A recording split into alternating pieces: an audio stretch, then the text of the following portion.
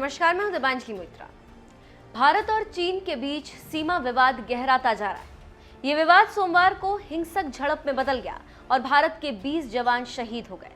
लेकिन आपको बता दें कि सीमा पर तैनात हजारों सेना के बावजूद इस दौरान एक भी गोली नहीं चलाई गई। खबरें हैं कि चीनी सेना ने कटीले तारों से भारतीय जवानों पर हमला किया। सीमा पर चीन और भारत जब भी आमने सामने होते हैं तो सिर्फ धक्का मुक्की ही होती। कोई जवान हथियार नहीं उठाता है, क्योंकि सीमा पर शांति बनाए रखने के लिए दोनों देशों के बीच कई अहम समझौते हुए। 1993 में नरसिम्हा राव के प्रधानमंत्री रहते चीन के साथ maintenance of peace and tranquillity समझौते पर दस्तखत हुए। 1996 में दोनों देशों के बीच कॉन्फिडेंस बिल्डिंग मेजर्स पर समझौता हुआ। 2005 में भारत चीन सीमावर्ती क्षेत्रों में वास्तविक नियंत्रण रेखा के साथ सैनिक क्षेत्र में विश्वास पैदा करने के उपायों को लागू करने के तौर तरीकों पर समझौता हुआ।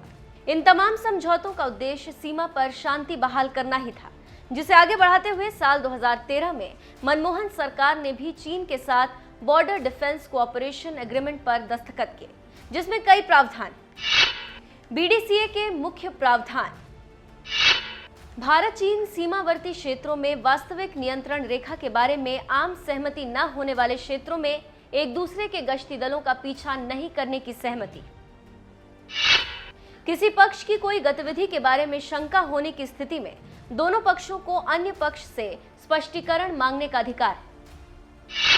अगर भारत और चीन की सीमावर्ती रक्षा सेनाएं ऐसे क्षेत्रों में टकराव की स्थिति में आती है जहां वास्तविक नियंत्रण रेखा के बारे में आम सहमति नहीं है, तो दोनों पक्ष सर्वाधिक आत्म संयम बरतेंगे, उकसाने की कोई कार्रवाई नहीं करेंगे और दूसरे पक्ष के विरुद्ध न शक्ति का प्रयोग करेंगे और न ही शक्ति का प्रयोग करने की धमकी देंगे।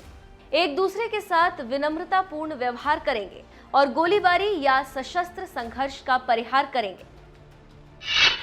भारत और चीन एक दूसरे पर सैन्य कार्रवाई नहीं करने को लेकर प्रतिबद्ध है।